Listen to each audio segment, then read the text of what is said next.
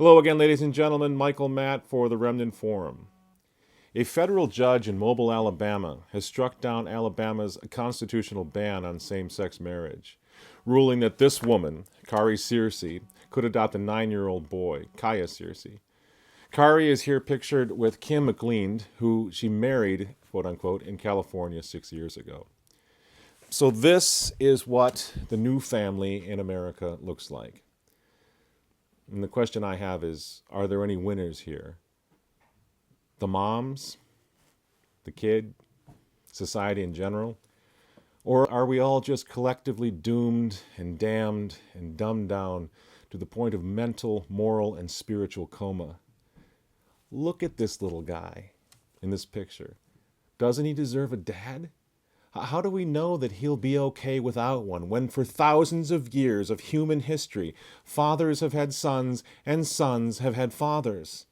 What, we know better because we've torn down those old walls of intolerance and superstition and, yes, Christianity? We know better? We know better because we blow up half the world with our incessant wars, drive millions of our own into paralyzing poverty, wreck our environment and with unbridled capitalism and greed, and adopt social policies that turn our classrooms into shooting ranges, our cities into war zones, and leave whole generations of grade schoolers hopelessly addicted to drugs, sex, and alcohol?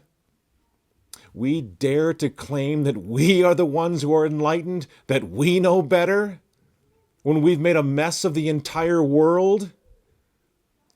So when it comes to the kid in this photograph, we're just going to wing it and see what happens? Is that our plan? But I thought we were a progressive society that prided itself on protecting its children. It's for the children, remember? Well, apparently not anymore. Not when social and moral revolution hang in the balance. Now the kids really don't matter anymore, do they?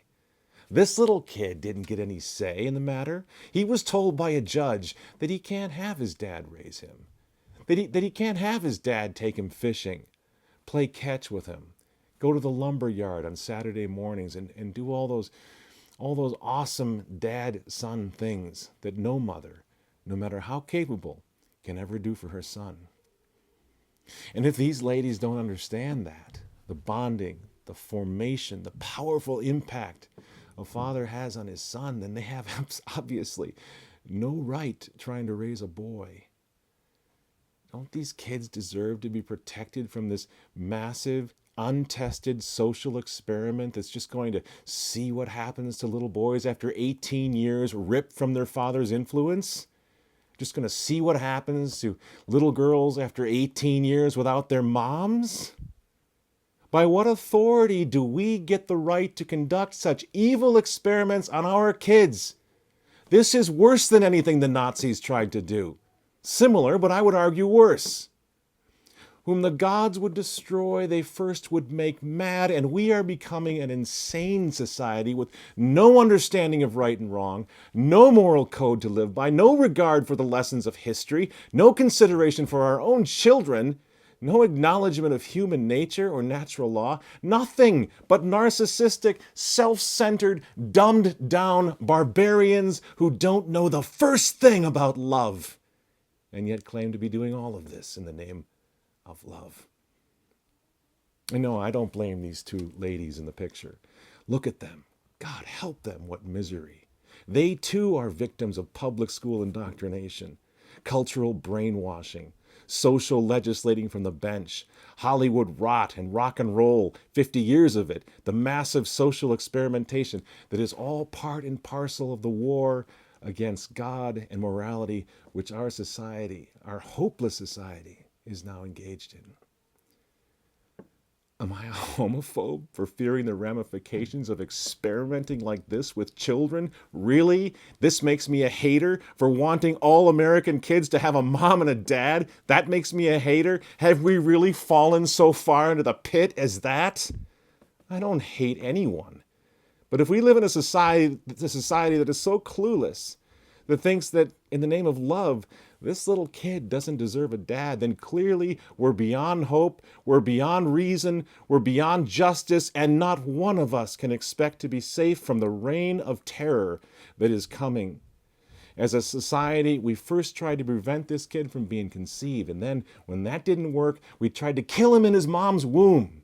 But when he somehow made it past the murderers of his body, he was then placed in an experimental program to see what would happen to his mind and to his soul if he were raised by two moms and no dad. It's just like something out of the Twilight Zone, but this is where we are. What has this kid done to merit the punishment of becoming our enlightened society's guinea pig as we go about the business of destroying the family as it was known by every civilization, every religion, and every person in human history up until now? And this reckless treating of our kids like laboratory rats we dare call progress. When this kid kills himself in a few years, or shoots up his school, or needs prescription antidepressant drugs just to get through the days for the rest of his life on earth, will anyone feel any remorse? Will there be some sort of apology forthcoming? Will there be any attempt at restitution to his family or to his father for what was done to him in the name of politically correct social engineering? Or do we just forget about him?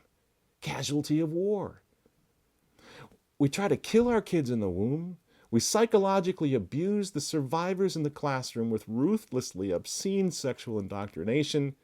We take them away from their mothers and their fathers, and then we sit back and watch them burn in experimental family arrangements never before heard of in the history of the human race. Hilaire Belloc noted that a given society has but two choices. It's either Christ or chaos. Oh, we've banished Christ. We voted him out of office. In fact, we threw him out of our country. God help us. God save our country. God forgive us for what we've done to our children.